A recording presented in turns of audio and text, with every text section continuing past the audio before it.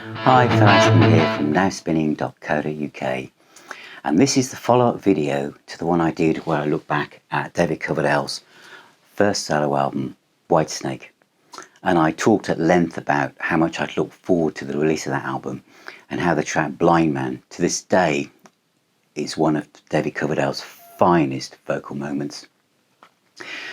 And little did I know when I bought that Coverdale had already recorded the follow-up, Northwinds.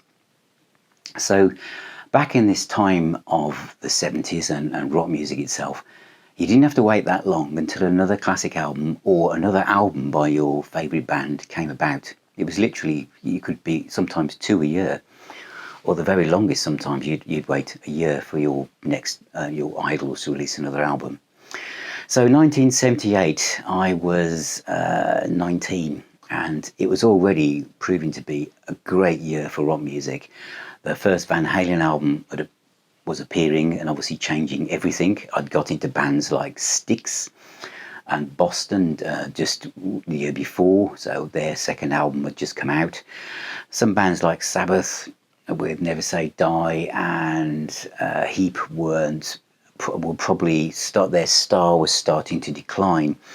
But Rainbow with Long Live Rock and Roll were still on the ascendant, and rock music, as far as I was concerned, was just as big and better than ever. And so I wanted to know what David Coverdale was going to do next. What was he going to do? Was he going to form a touring band?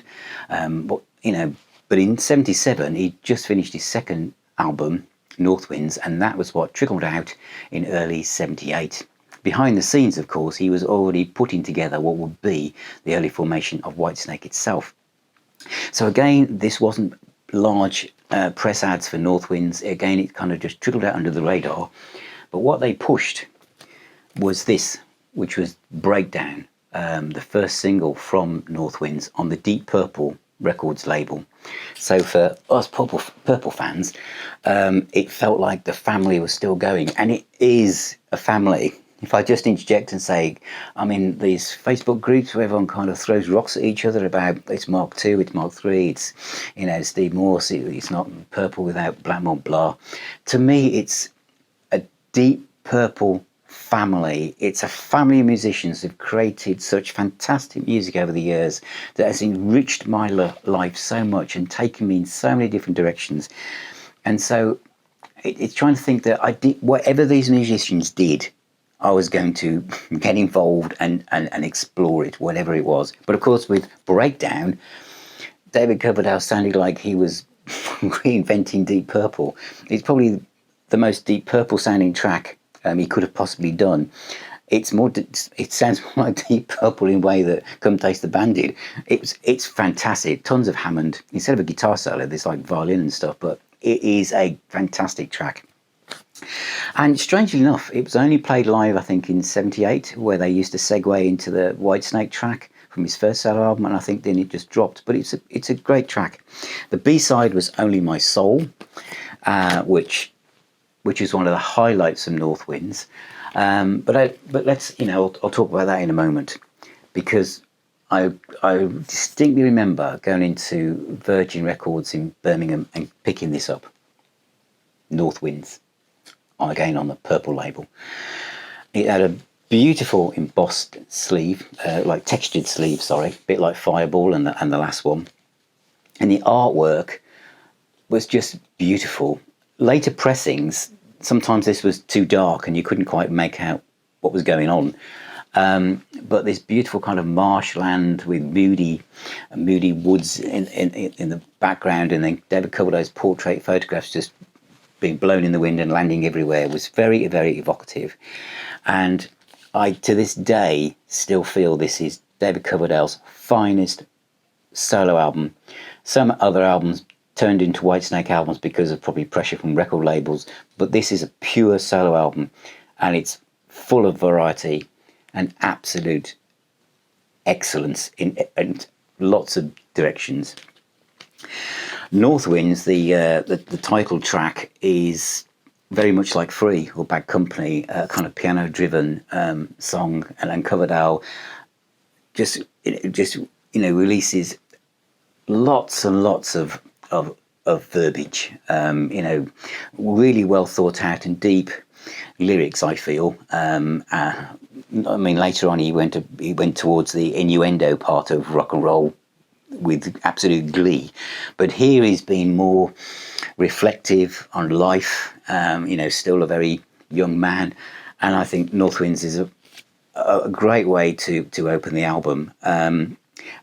In other pressings, and it was not the way it opened. It opened up with "Keep On Giving Me Love," which is the second track, which is more of a funky rock riff-driven song, which might have made more sense to be an opening track. But I think the opening of Northwinds gently pulled you in. This was a new era, a new venture for Coverdale. Did Me Kindness was another, great way of Coverdale exploring his vocal expertise. And then we come to Time and Again. Time and Again would have been a massive hit in the hands of George Michael. In fact, if you compare Careless Whisper to Time and Again, there is some similarities. And I've always wondered to this day, did George Michael have a sneaky listen to David Coverdale's solo album back in '78? Because they do sound, there are parts where they sound as if they're glued together. But I think it shows just how fantastic and versatile Coverdale's voice could be.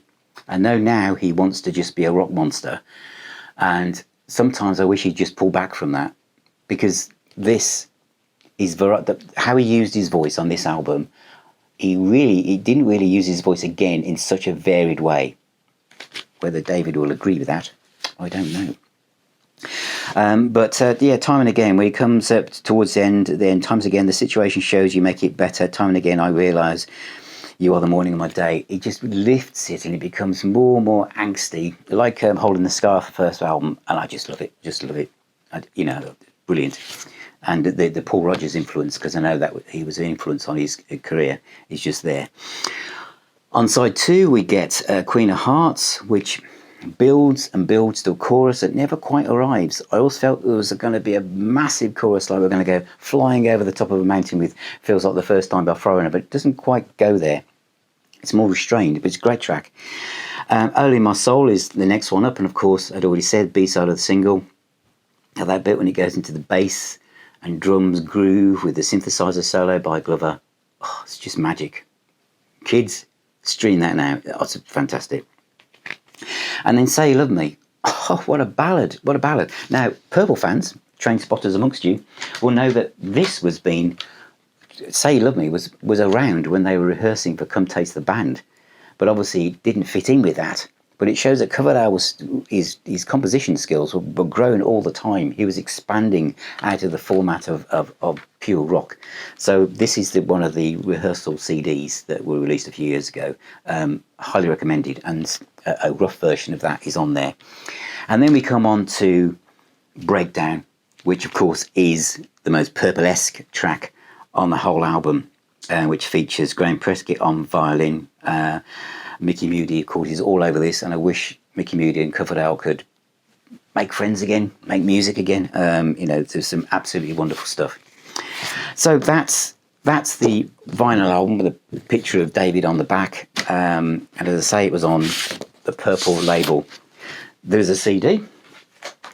I don't know. The version I've got is this one, which is the Connoisseur Records one, which comes with 2 extra tracks. I'll just flick through the booklet now for you. A quick shufty then through the David Coverdale Northwinds CD, just like the Whitesnake one from this company, which is Connoisseur. They've got a picture of David on the front for a contemporary picture, and then if you wanted to display the actual original artwork, it's on the back of the booklet.